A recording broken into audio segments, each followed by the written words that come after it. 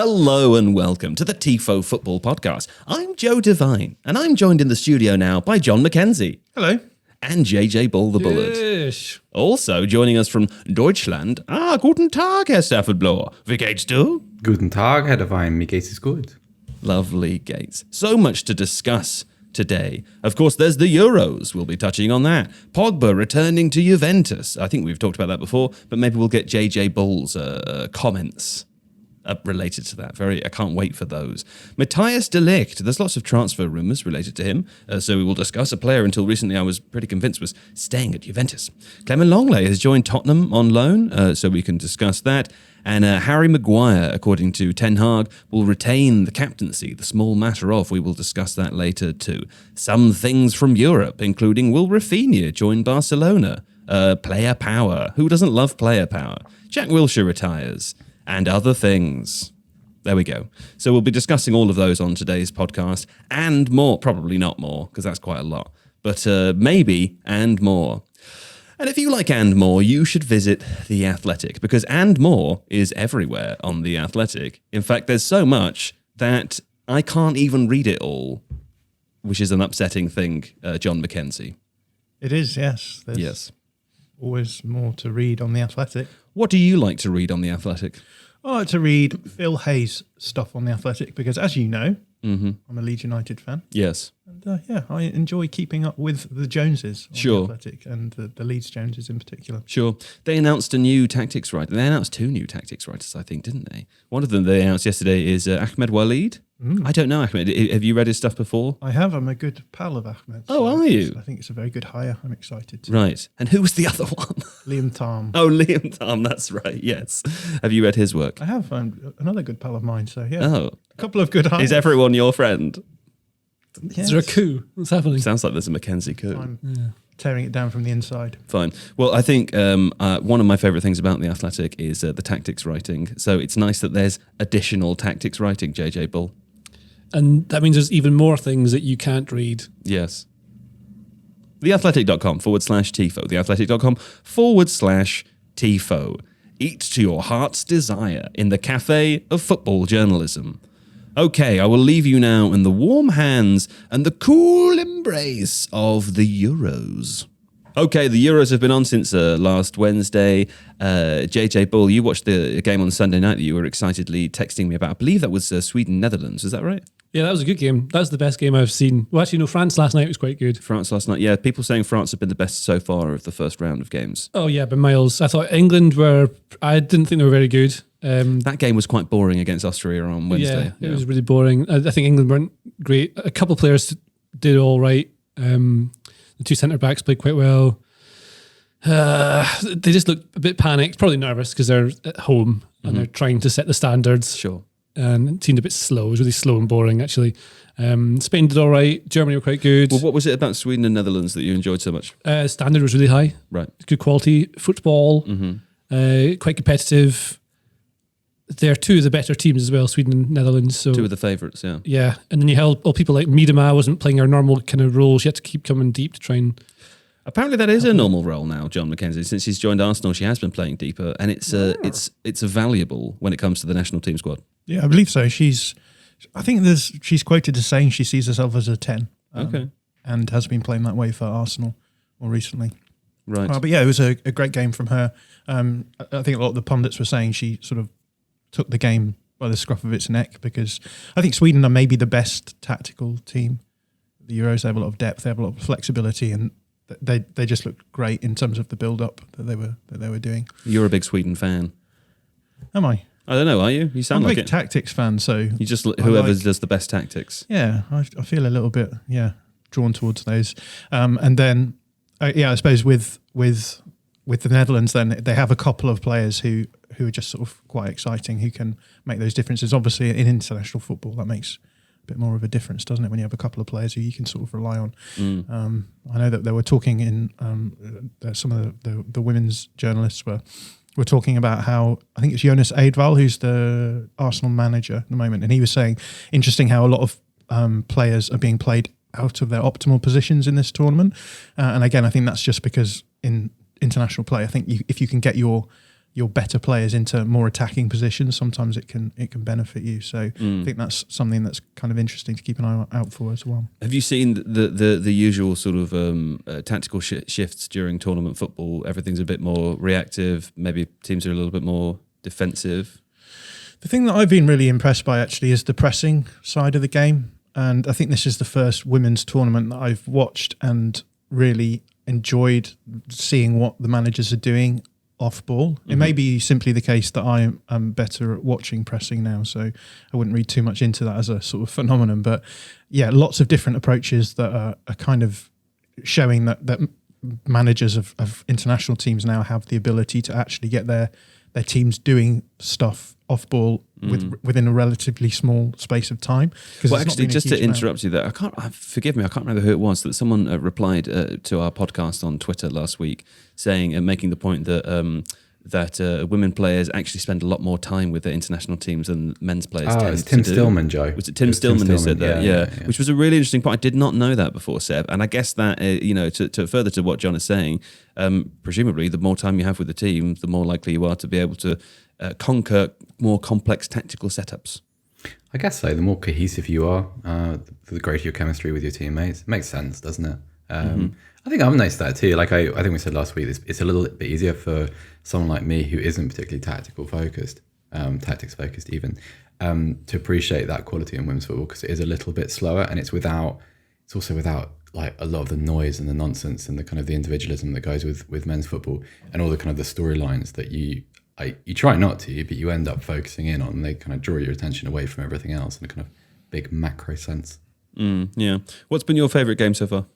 I really like Switzerland against Portugal, just because of the Portuguese comeback. But Germany, the German press are all over kind of the German performance so far. They battered Denmark in their first game. They won 4-0. Yeah. But prior to taking the lead, they must have hit the post or bar about 6 times in 10 minutes. It was absolutely ridiculous. To the point where it was happening 2 or 3 times within the same move.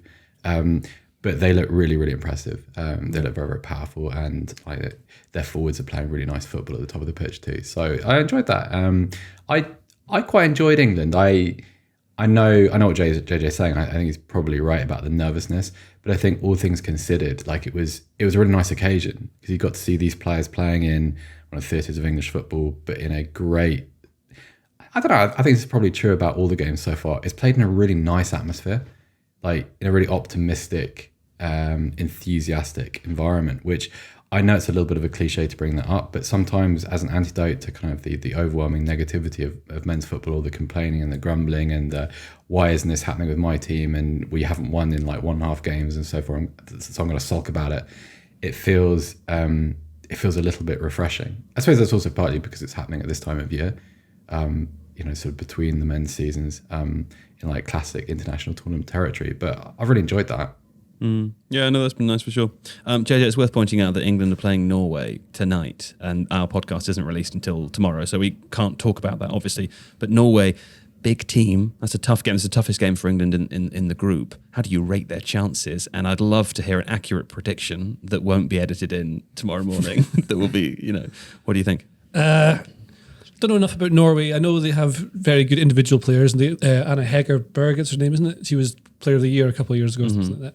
I'm not going to say I know enough about it to confidently say, but I think England with home advantage always makes a huge difference in tournaments. Sure. So my football man prediction is that England probably win it 1-0, 2-0. Okay. John, do you want to embarrass JJ?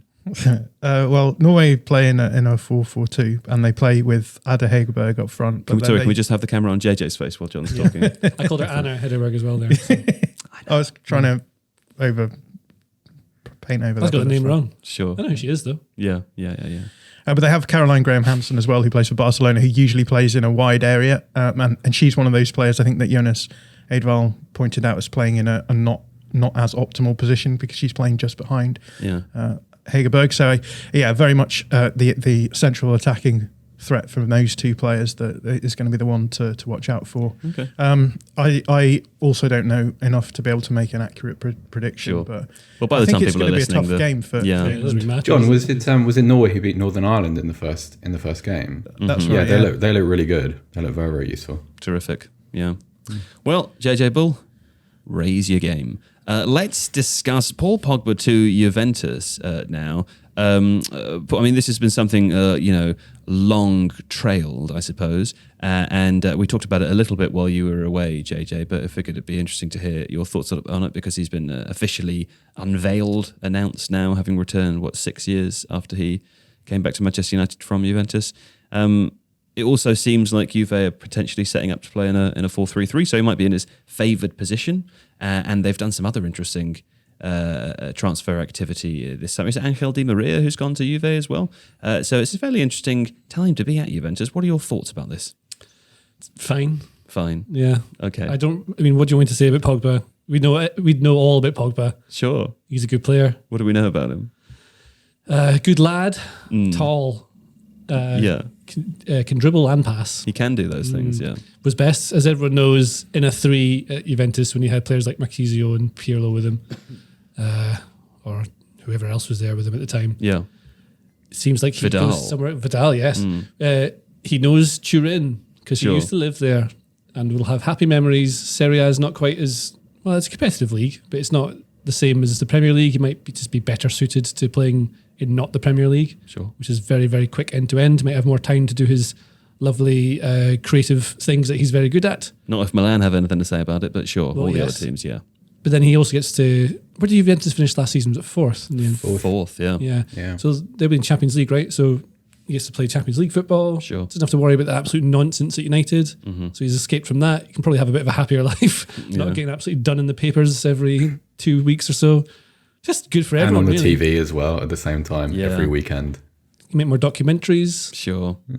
See, that Pogmentary has like the lowest possible score you can get on. Did you listen to the podcast while you were away? No. We talked about it. Did we? I really liked it. It's good. Did you finish it? Did you No, finish I didn't it? finish it. No, I didn't finish it. I never went back to it. But I got what I needed from it, which just long story short, what I got from it is not what they intended, but it's good. Anyway, another interesting element to this, of course, we mentioned Angel Di Maria there, John, is that Juve's transfer window so far, free transfers, veterans. I mean, it's what we've come to expect a little bit from Serie A teams more recently, and it's also something we saw from Inter buying older players. I think they are more welcome in Serie A than they might be elsewhere. But it's an interesting one for Juve. Yeah, I think the thing that strikes me is that it feels as though a lot of the teams in Serie A are being a bit smarter in their approach to recruitment, and Juve do seem to be bucking that trend a little bit. So it'll be interesting to see how that. I mean, the Juve obviously have gone back to Max Allegri as a manager as well, and then they're sort of bringing in players who they've, Pogba who they've had before, and Di Maria, who's sort of obviously a sort of veteran free transfer as well. So 34, isn't he? Yeah, getting on a bit. Yeah.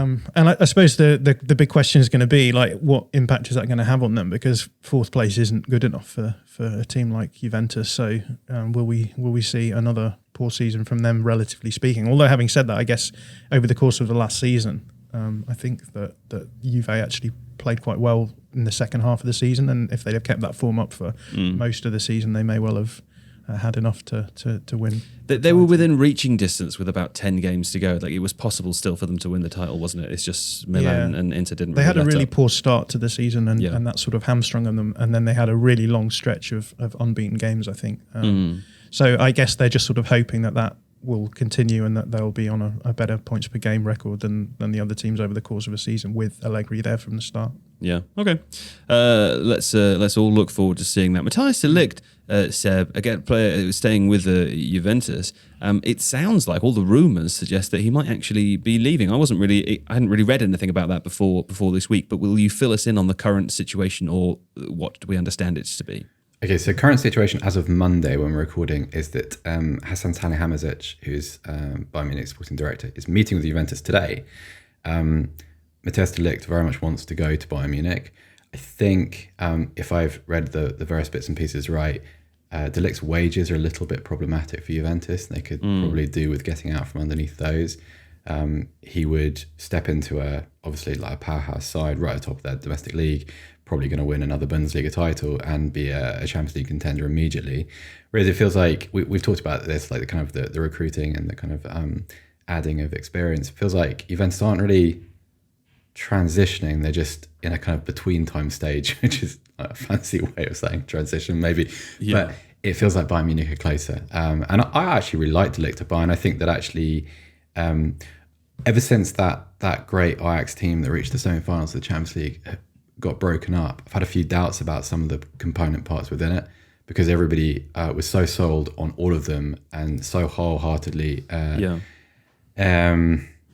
sort of, I don't know, like it felt like everybody bought in a bit too soon. So Ziyech, very good player, not an excellent one.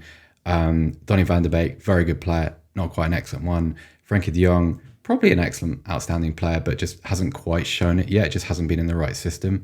De Ligt has had really good moments in Juventus, but he's had really bad ones too. And I suppose it's pretty difficult because he's still a very young guy. People forgot how young he was when he was captain of Ajax, and how unusual a situation that was.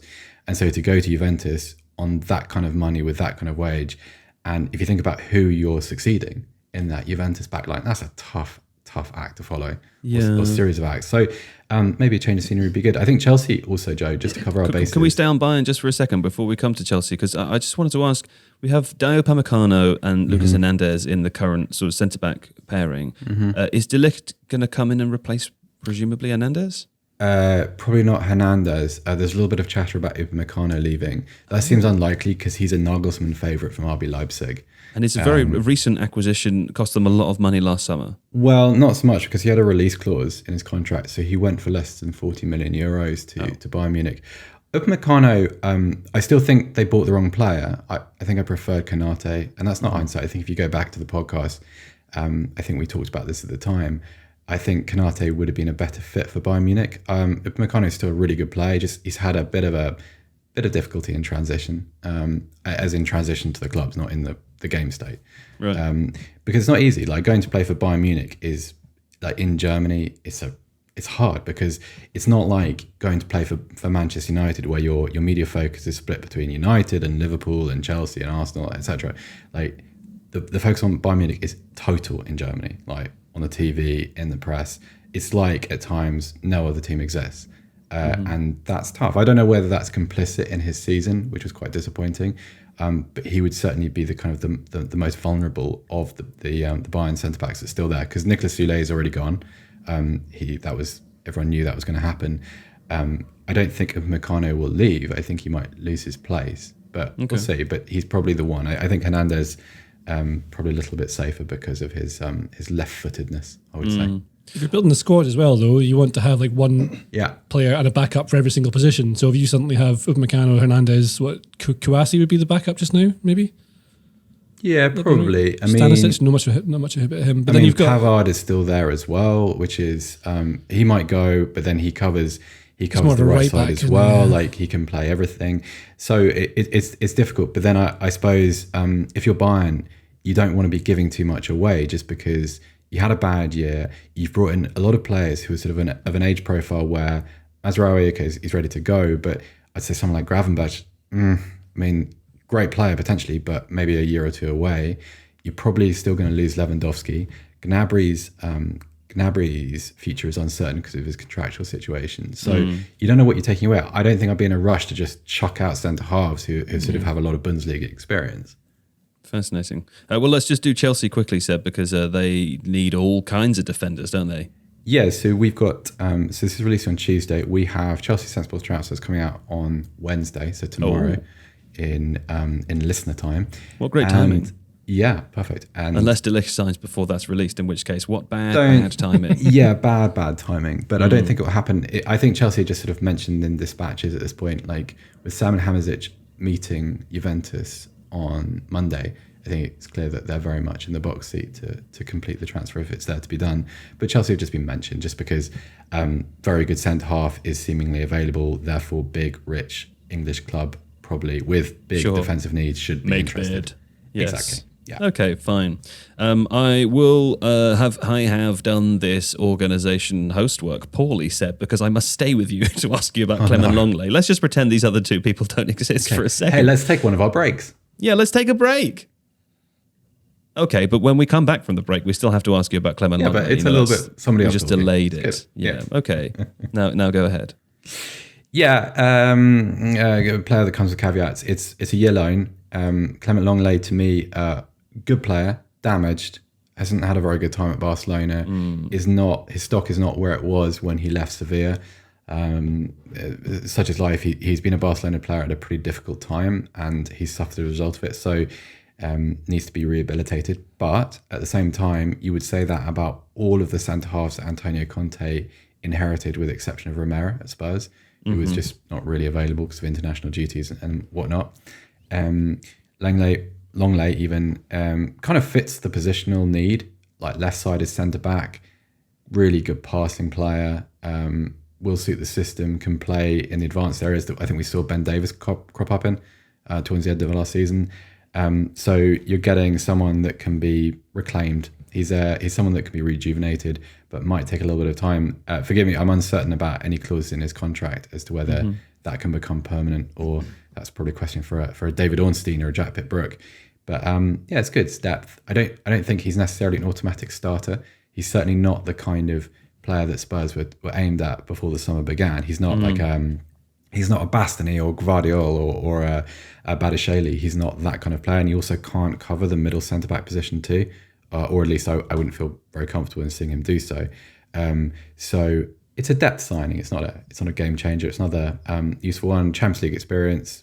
Played in lots of big games when he was Barcelona. So good and bad. We had him in sensible transfers back in January actually. So there's some good bits in there if people are interested. Okay. Also on Spurs, JJ, is Gianni Vio, Leeds legend? Vio. Gianni Vio, been appointed a specialist set-piece coach.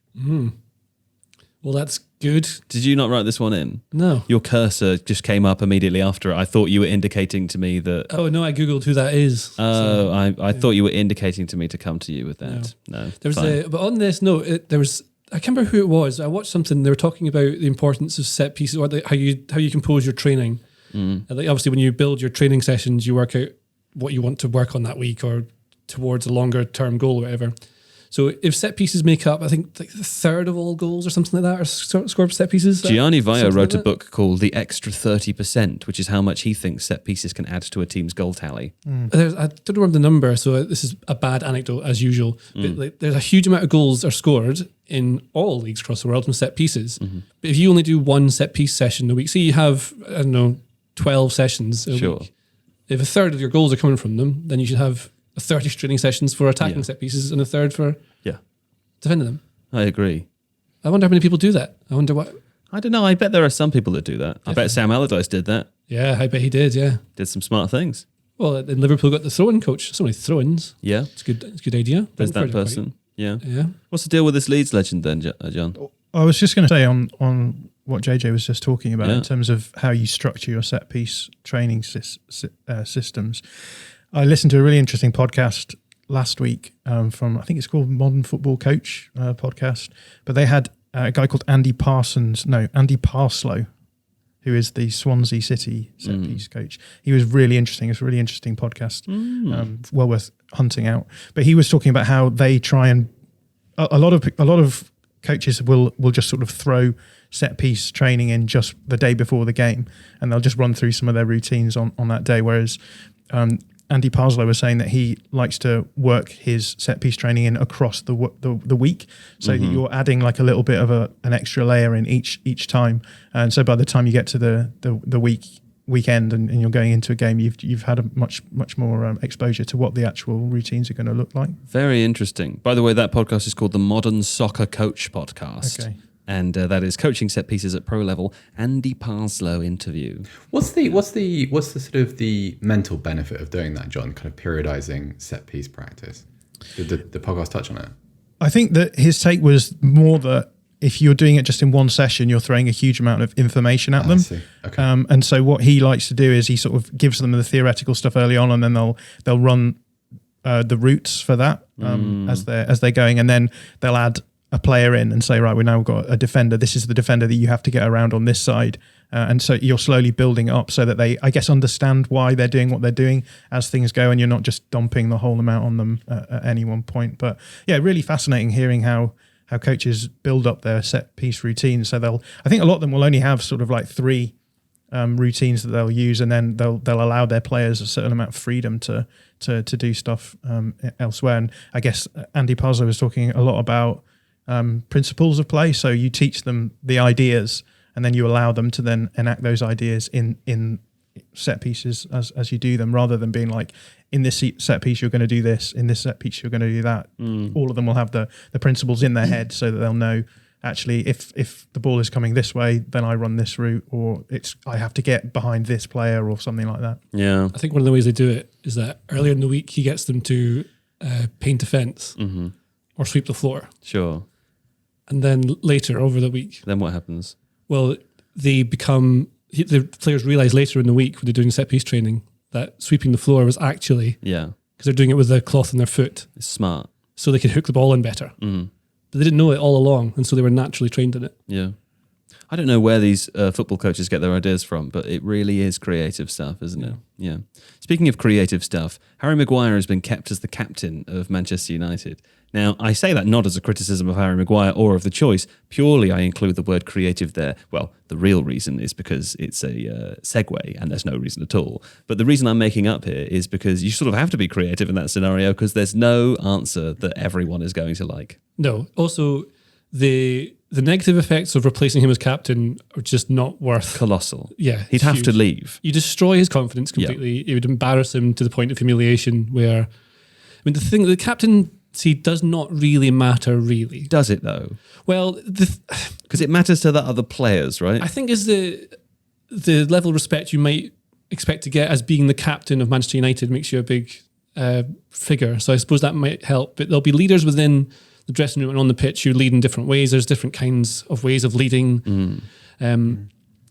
But a lot of it, so it depends on where you look and what you read and what you watch, whatever. But some players in like podcasts or like secret footballer type stuff will say that the captain, what they really do is they just deal with sorting out the tickets for people's families on match days. Right. That's mostly what a lot of them do. It's a pain I in didn't the know arse. that was a responsibility. Yeah, well, I think it was, I can't remember if it was someone at Liverpool or something like that. I can't remember who it was. So, but they're talking about how it's a real pain being the captain. It's not Yeah. a great job, but you like the responsibility of being the captain. You go and do the press conferences. Maguire speaks well. He's just a smart boy, Yeah. so he can represent that well. And then he just, I don't know, like we said, if you take it away from him, it's the fallout from that is too much I suppose to deal with. the other way of looking at it, though, is like, and picture this: you're in an office environment. You work for, it's essentially you are below someone else. I'm the captain, and you're not. And you look at what I do on a day-to-day basis and think, I'm better than him. I know you think this. I do think I'm that. better than him. He's terrible. Why does he get to organise the tickets for the weekend? And would that not demotivate you as an employee? Would you not feel like, let's be serious about it, other players in the Manchester United dressing room thinking, why is Harry Maguire the captain? Do you not think that's possible that might then actually have quite an impact on the team? Probably, Even though the external perspective of it for us is just that, well, it's like about whether they're an on-pitch or off-pitch leader, or are they vocal or not? Whereas in the dressing room, if you're maybe more Ronaldo coming in impactful. as a multi-Champions League winner, Euros winner, Sure. you coming in, and Harry Maguire, a player who frequently makes mistakes and is derided in the press for them. Like, it's a huge, like when you're captain of Man United, suddenly you're a huge deal. Like, you're basically a massive celebrity. So therefore, in the English press, they have to take you down. That's the rule. Yeah. But if you don't respect that person's ability, which maybe is not what, I'm not saying that's what anyone thinks. Sure, it could be, sure. And you're looking up to them, like, that guy's a captain, making these sorts of mistakes. So you wouldn't get that in the Alex Ferguson years, because it just wouldn't have happened. I think it was probably a mistake appointing him captain in the first place, because you maybe want to keep it with in-house or something. At the time, though, who on earth would that have been? I mean, Don't know. That place is such a mess, that place. yeah. But yeah, I think that's probably an issue. But then, like, if you come to the club and you meet the captain and he's nice, that's good. Sure. It's worth saying that a lot of the group dynamics happen in situations that we don't see. Right? Yeah. And I think that the decision to make someone like Harry Maguire captain is based probably more on those other areas that we don't see than the on-field stuff. And I think that I think that the Man United players will be aware that Maguire is a good player. They'll see him in training every day, and there's not the pressure on him. And if he's also someone who is personable, like you've said, then it makes a certain amount of sense. And I actually think that if Ten Hag coming in and sticking with Maguire is probably going to be more powerful than being like, right, we're just going to get rid of it, because you risk, I guess, alienating the whole dressing room by getting rid of Yeah. the one captain, rather than maybe alienating a couple of players who are just like, oh, I don't like him as captain. And you Sure. don't have to be like to lead and kick that team up the backside. You don't have to go in and suddenly start shouting and screaming. Like maybe some of them need the support, and if that's what his You also don't have to be the best leadership style player. is better. Roy Keane was never the best player. no, he was like the water carrier. Sure. Part of that captain's class. Yeah. If you ever wanted water, you'd go to Roy Keane. He always had it on him. Yeah. Everywhere he went. People never say that about Roy Keane now. All they really do is talk about how he does the angry pundit stuff, and is there a wry smile there? But the most important thing about him was, if you were dehydrated or thirsty, all you had to do was go to Roy. And they talk about it often in autobiographies. Yeah. About how he always had 3 or 4 bottles of water on him At any given time. Sometimes he'd carry like a vat. I've read that too. Because he had a well in his house. So It's interesting, the stuff, different kind of stuff that goes in books, isn't it? Seb, would you have stayed with him? Well, yeah, because I think Harry Maguire's had an awful lot of negativity around him last year. And you strip him of the captaincy, you create another very, very negative news cycle around him. And it's really harsh. And also, if you're Eric Ten Hag, there isn't much good news in Manchester United world at the moment. It's basically, Maguire's still captain. Where's De Jong? We haven't signed him yet. Is this left back good enough? We need more players. Cristiano Ronaldo doesn't seem to want to be there. You're just adding another thing on you. And a little bit of quiet wouldn't hurt anybody at Man United. And also, who are you replacing him with?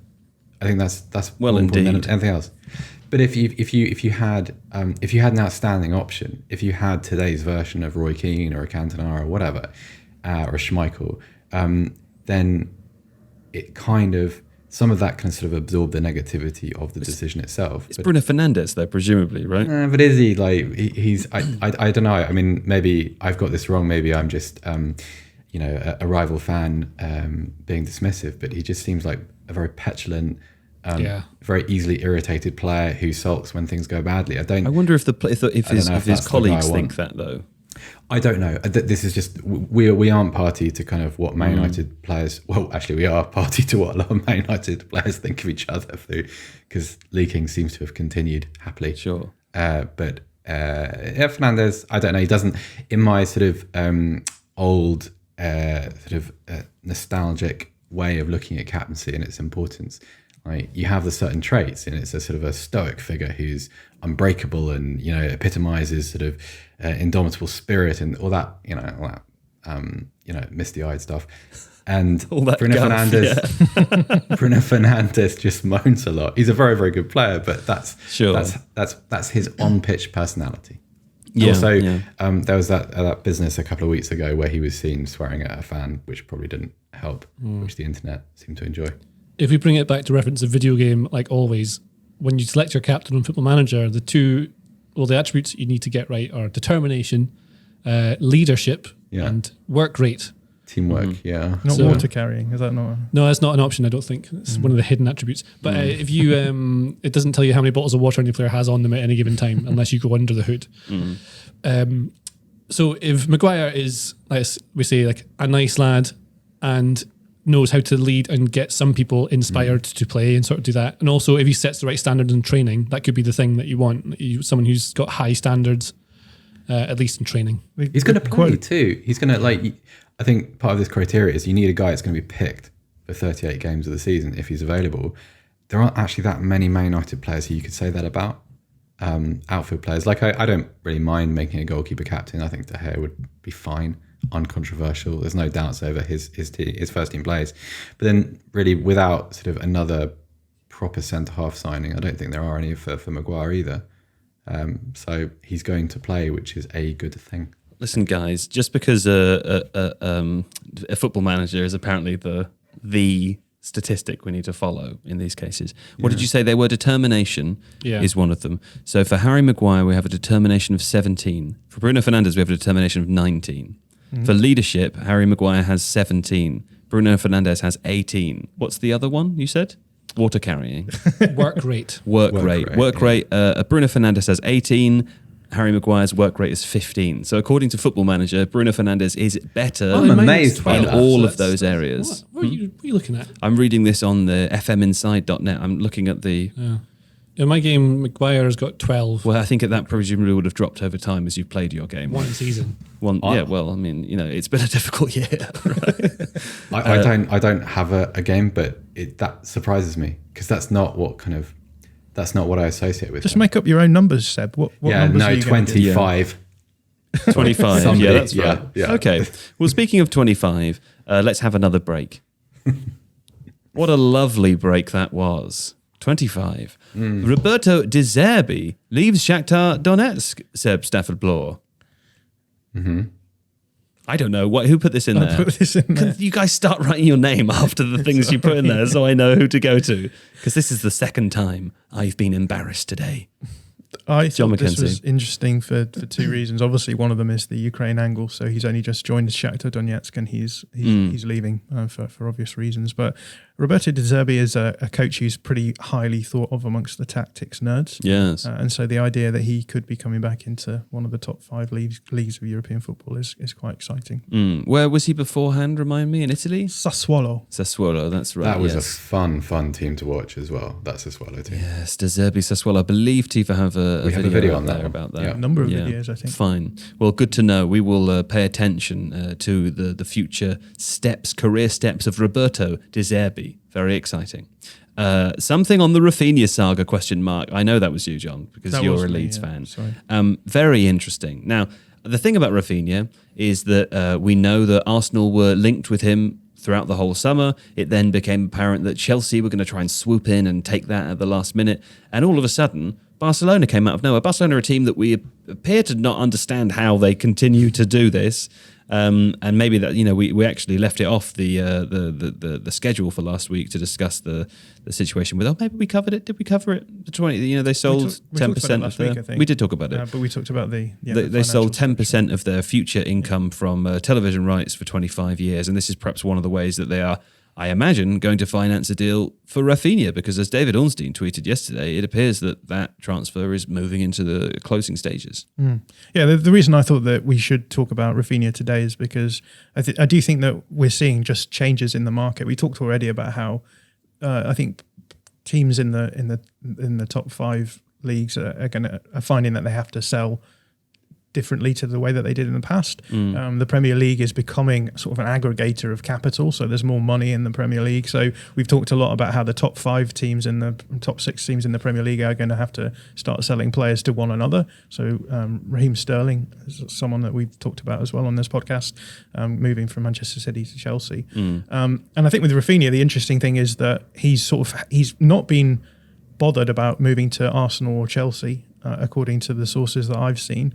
And he's held out for Barcelona, and I wonder how much we're going to start seeing players, I guess, curating their careers a little bit more, because Raphinha, I think, has always wanted to move to Barcelona, and I suppose that if he moved to somewhere like Chelsea or Arsenal, then it was going to be less likely that big move would come through to him in the future. So it was almost as though he was happy to be like, I'm happy to stay at Leeds. Yeah. If this doesn't come through. Quite a useful situation to say that in, because it also seemed like Leeds really couldn't keep him. So yeah, and I think that Leeds needed to sell him. Yeah. They'd factored in him leaving as part of their transfer plans, and that there's all sorts of reasons why you have to decide who is going to be sold as well as who is going to be bought, and I think that it would have impacted a lot of aspects there. So yeah, that this could see us. In the future, I suppose, seeing a change in the way that clubs are approaching the transfer market as well. Seb, you opened your mouth as though you were going to say something, and then I left a space for you as a professional would, and you didn't say anything. No, well, I just want to know whether the money that Leeds has spent so far this summer, John, is the money that they're anticipating getting from the Raphinha sale. Is that, or is this going to be extra? Is there going to be a splurge that follows his departure? I don't know. I mean, if you actually look at the amount of money that Leeds have spent in the last 3 windows when they've been in, the last 3 seasons when they've been in the Premier League, the net spend has been massive for a newly promoted side. And I actually don't think many people are talking about this. I'm not entirely sure why, but I suppose a lot of this was supposed to be offset by the moves of Calvin Phillips and Raphinha. And I suppose we were in a situation earlier on in the window where it looked as though Phillips was going to go below what people thought was market rate, and there was a situation where Raphinha was just going to hold out for Barcelona and go at a reduced rate there as well. Although it transpires that that fee has been bumped up to the sort of level that Chelsea were offering as well. The reason I ask is just, I mean, partly because like Leeds, Radrizzani's a wealthy guy. He's not like oligarch wealthy, but also if I'm hedging my bets and if I'm thinking about spending transfer money before it comes in, I don't want to assume that Barcelona are coming up with like the money, but also the payment schedule that doesn't inconvenience me at some point further down the line. Because like they spent the last 6 weeks haggling over 10 million with Bayern Munich over Lewandowski. The idea that they've got another 65 million just ready to kind of essentially reimburse Leeds with feels, I don't know, unrealistic. Yeah, I do think it's a really interesting one, because you don't want to get into a situation as Leeds where you're having to almost force Raphinha to go to Chelsea if he doesn't want to go there, because I guess he can just refuse to sign for them, and then you have a player on your books who is supposed to be playing for you and is upset at the way that you've dealt with him. So in terms of the players that we're going to bring in now, I think that there's still this striker situation that is going to be rumbling on for a few more weeks, and Charles de Ketelaere is the player who's been linked with Leeds. Obviously, Milan are the favourites in that one, but I guess Leeds now have a chunk of money that they can throw at that if they really want to. And then there's rumblings about a left back position being filled as well, because Junior Firpo has picked up another injury in no shock of the summer. But I don't think we're going to spend a huge amount more money from here in terms of like bringing in a lot more players, but we may throw a lot of money at someone like Charles de Ketelaere. More Leeds updates to come, no doubt. The good thing would be because Barcelona can buy these players, but they can't register them till they sort out their finances. Is that still the case? They need to get a lot of money in, and they need to get outgoings of players and lower wages. They're trying to renew people like Sergio Roberto to half his wages or something crazy. Is that still ongoing? I thought now that they'd done their TV rights thing, it's been alleviated a little bit by the sell-offs, but not completely. What was it? 250-ish million? Was it something? Euros, and they still need to sell players, and they still need to bring their wage bill down. They need to massively increase their incoming money so that it can balance out, because of the way that the Liga works with your salaries and the amount of money you have to be able to make to pay that. So. And there's an app that they have to use to register players. Yeah, it takes into account all your finances, right? Yeah, and then if you don't meet the criteria, you can't force it through. You just can't. The accept button doesn't come up. Imagine the idea of having to call the support for that app. Hello. See?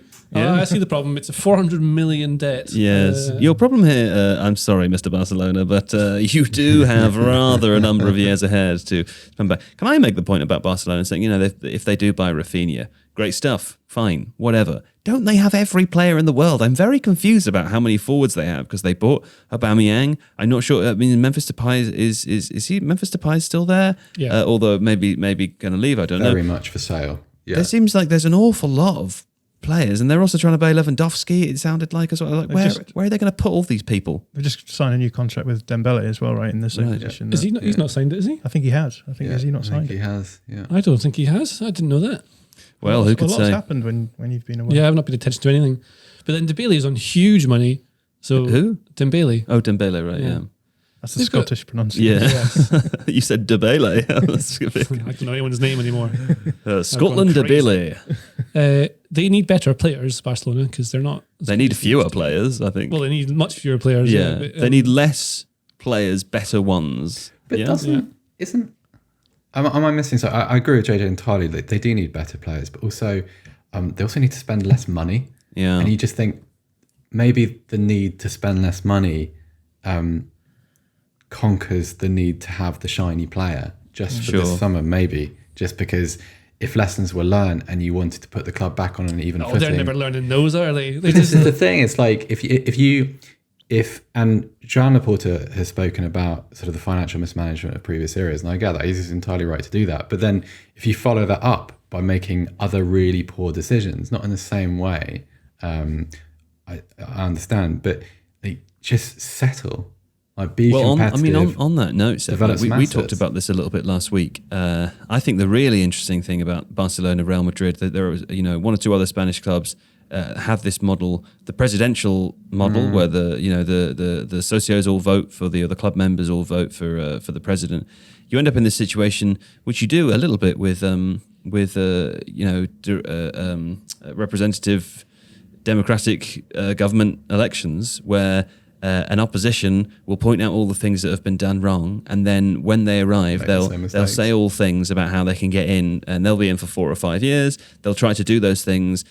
A lot of them, you could make an argument to say a lot of the things they try to do and say are about being re-elected rather than actually doing the right thing. And you end up in this situation where, although, and just to be absolutely clear, I'm not advocating for dictatorships, I'm not, but there is a benefit when it comes to football clubs with having the same owner and the same people making decisions for 10, 15, 20 years, or at least making the decisions for the long term. Now, that isn't always how it actually happens. Clubs that have the ability to do that, privately owned teams, do all sorts of stupid stuff all the time. So I'm not saying it definitely is better, but there's an interesting conversation about the different ways in which teams end up, or the different sorts of problems teams end up getting into as a result of their different 100%. operational structure. 100%. And I think that is a really important aspect to this. It just surprises me that Barcelona have so many different ways of presenting this potentially, because you could talk about if their fan base questioned the lack of investment this summer, you could talk about boring stuff like finances, but then you could also say, well, hang on, Gavi's contract needs renewing. Pedri's will at some point in the future. Now, what you don't want to happen is 2 or 3 years down the line, you would be going, sorry, we didn't, a year after losing arguably the greatest player in the game's existence on a free transfer, because we quite literally could not afford to employ him anymore. We've lost probably not his successors, but players that fill a similar category in the kind of global hierarchy, because we spent 50 million euros on Raphinha. Raphinha. No, I like Raphinha, but I would say Lewandowski's the better example, just because great player though he has been and remains, he's still approaching his mid-30s. He has no history of playing in a Liga, and that is a huge amount of money for someone of his age. And I would also say Bayern Munich seem awfully keen for him to leave. I know publicly they don't, and they want the money, but they seem to be very accepting of kind of moving on from this player who they didn't want to give a longer contract to. And so it would be so easy to present these as reasons and justifications for winding back the spending.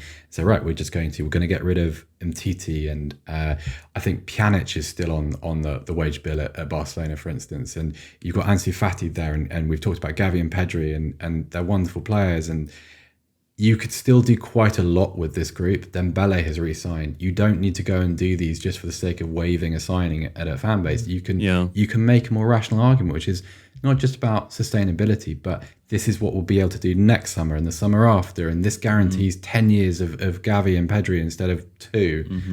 It's just not a difficult argument to win, and I just don't understand it. I mean, I'm very happy to be corrected. It just seems a bit weird. I would say the most interesting thing that Seb said there was a great band name, Pedri's Will. When I heard that, that's good, isn't it? That's all I could hear. Very good. Gavi's extension. Pedri's Will. Gavi's extension. Pedri's Will. That would be fine. a sort of mid-2000s indie guitar band. Sure. Yeah. No, it definitely Django guitars. A little bit emo, but not emo. Sure. Yeah. Loads of fringes everywhere. Speaking of a little bit emo, but not emo, Jack Wilshere has become the under-18s coach at Arsenal. Again, I mean nothing by that segue. It doesn't mean anything. It doesn't mean anything. He has retired. That's what happened the other day. JJ Bull. He was good, wasn't he? In his day, early on. Do you remember that goal Giroud scored? Or was it he score it? Was it his goal? The Arsenal five-a-side classic. Yeah, against Norwich. I can never, look, put it this way. It was such a good team goal that I can't remember which one of them scored it. That's because not one person did score it. Indeed. It was the whole team. I think that's one of the best goals I've ever seen. Yeah, it was lovely. so fun, that goal. And Wilshere's probably the most Wenger-y player you could have got coming through that Arsenal team. Yeah. Maybe Fabregas actually is probably the most. Sure. But Wilshere, I would say, used to make 11-a-side look like 5-a-side when he played, because it was all short, sharp, clever little movement, pass and move, very Barcelona type player. Mm-hmm. There's all those quotes you always see when was it Dani Alves and Xavi or whoever it was saying like, oh yes, he could play at our level, definitely. Yeah. I feel like I can't remember him. What I should have done before this was read the podcast plan. Sure. And watched some of Wilshere. I remember seeing him live a couple of times only. He was very good. He was good, yeah. Yeah. John Mackenzie? Yeah, I just put a few thoughts about age curve stuff because I think like Wilshere is the first player that we have where he sort of played loads when he was younger and never really fulfilled his potential because it felt as though he burned out a little bit. And That's probably because he got his ankle smashed in every week. That's true. Everyone knows the way you play against Arsenal, you bully them and go in hard. Like, so many players they lost. Who's that? The Croatian guy, what's his name again? Eduardo, yeah, like stuff like that. And then Ramsey also, like just really hard challenges. I'm not saying no one told him to go and injure them, but you knew if you want to stop Arsenal from playing, you just go and scare them a bit. You rough up the boys. Yeah, and Wilshere had this natural inclination to dribble towards trouble. So he'd carry the ball when you know you're going to get smashed. Like, I mean, at that level of football, you can't not go into those challenges, but he regularly would and would come out with his ankle hanging off. Yeah. It's a shame. Tell us about this age curve. Yeah, I found a viz on Twitter from someone called Luons, Lour. When I saw that Twitter handle, I wondered if it was a kind of parody of Bouerns, the Simpsons Bouerns. joke. Yeah, maybe it is. Luerns. That's the first thing that came to my mind. You're right. Yeah. But yeah, really helpful graphic because it shows players how many minutes they've played, and a few players stand out there. Very small, isn't it, John? Yeah, sorry, it's bigger on. Can you explain it to me?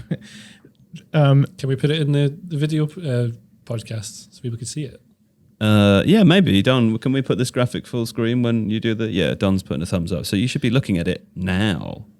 Yeah, so you got Bukayo Saka, who's 20 years old, and he's put up like twice as many minutes as you would expect from an average player of his age.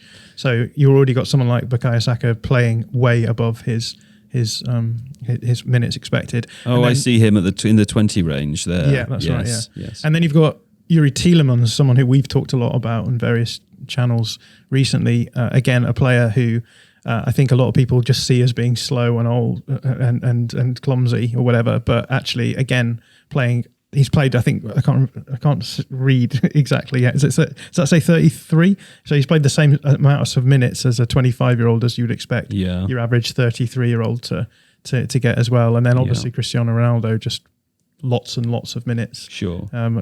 Also, lots and lots of old. So yeah, true. So, but I thought that was kind of fascinating. Like, to what extent are we going to see a compression of players' careers on the basis of the fact that they are able to play more minutes sooner? Is that Phil Foden in a good little bracket there? Is that Phil cleverly managed by Guardiola all the way exactly. through? Phil Foden, a kind of interesting one, and then Dwight Gale also highlighted there because he's played fewer minutes in of football than Trevor Chalobah, who's because Vardy, he'd be like minus or something. Yeah. Oh no, Vardy's there. Vardy's That's 35. Quite low, he's obviously the lowest of the 35. Yeah. I just thought it was an interesting. It is interesting. I imagine that I like to think of charts like this when I think of Wayne Rooney. I would have thought when Wayne Rooney was 22 years old, he would have been as high as Ronaldo is now. Right? Yeah, played a lot of minutes. Outliers. Well, there we go. That's Jack Wilshere. All the best to Jack Wilshere in his position, under 18 coach at Arsenal. That'll be something to watch out for, I suppose. And a quick one before we end today. Stafford-Bloor, a word on Armando Broja, please, because he's a young Chelsea player, striker, of course, who was on loan at Southampton in the season just past, who interests many clubs, apparently. He does. I shall add an important prefix, which is to say that I did not put this on the podcast plan. I did. Okay. So you sort of embarrassed yourself with this one. Like you kind of, it's a self-inflicted wound. How's that? Well, because we have this awkwardness when you assign a question to someone who hasn't put something on the podcast plan. Sure. And you've done it sort of voluntarily. We really like Broja. I think it's Broja. It's Broja. It's Broja, yeah. Okay. We really like Broja.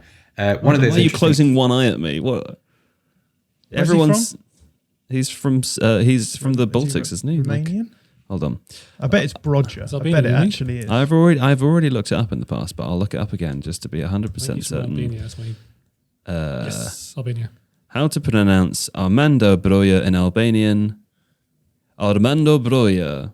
I don't know why you guys don't just trust me. I've been doing this for 6 years. What if that's wrong? On 4, though, an Albanian person saying the name wrong. In which case, I'll accept it. I'll accept it. But anyway, I wish I'd never put it on the plan. I really do. I really do. But interesting reflection on him, because last season, like when he first went to Southampton on loan, for I think just before Christmas, there were a couple of moments, particularly in that game against Palace, where he showed like the kind of player that he could become, and he just never returned. He was never quite able to sustain that level of performance or sort of that type of performance. I think if he was to go somewhere permanently, where someone could apply a kind of a 2-3 year plan to his growth as an actual first team player, rather than a Chelsea first team player question mark, maybe possibly he might be included, get a chance, because we've been down that road so many times before. I think it's a slightly different situation. But if he was to go to a Southampton permanently, I think he'd be an excellent footballer. Yeah. Exciting. Our good friend Alex Stewart likes him. Our departed friend. Yeah. Well, he's left the company. That made he's it sound, dead. Yeah. That made it sound like he He's died. not dead. No. Alex, Just Alex to be is clear, alive and well. Is He dead. just no longer. No. works for Tifo. Hold on. Listen, he is dead, and as a result of that, Yeah. he cannot technically be libeled anymore. So That's Dead interesting. serious. let's get him. Yeah. What can we Armando say? Yeah. Dead serious about Armando. He's dead Broja. serious. Exactly. Yeah. Okay. Well, there we go. Anyone else? Anything? No, it's good to be back. Yeah. I've been very bored. Right. Yeah. I've missed his big smiley face. There Sure, he is, sure. just, You weren't earlier when you were mad. I had a very trying morning. I will publicly apologise for my grumpiness. I had a very difficult couple of hours this morning. Well, Look at what that. the listeners don't know is that it took us about 8 times to do the intro of this podcast. Because for various reasons. What was it we found funny? You saying your own name. Dog. I think. No, I think it was you saying your own name as well. Me saying my own name. Yeah.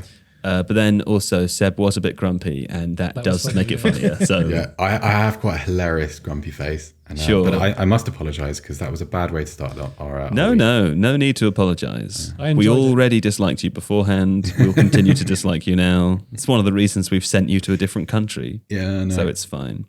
But Dankeschön, of course, Seb. Didn't mean any of those things I said. And we'll speak to you again next week. Jonathan Dog Mackenzie, thank you. Yeah, thanks. Yes. And JJ Bowl the Bullard. Thank you. Yes. Yes. Producer Don. Yes. Don shrugged. Yes. Good stuff. And to the audio person. You know what? Someone told me who's doing it the other day. Really? It's not Adonis, the producer Adonis anymore. It's the audio department. Can't remember the name. It's a freelancer. But whoever you are, you're doing a fine job. Thank you. Thank you very much. Can't remember the name that I was told. We genuinely appreciate your... But we do appreciate it. Yeah. Anyway, we'll be back next week with more. Until then, enjoy the Euros and whatever else it is that you're doing with your pointless lives. Take care. Bye.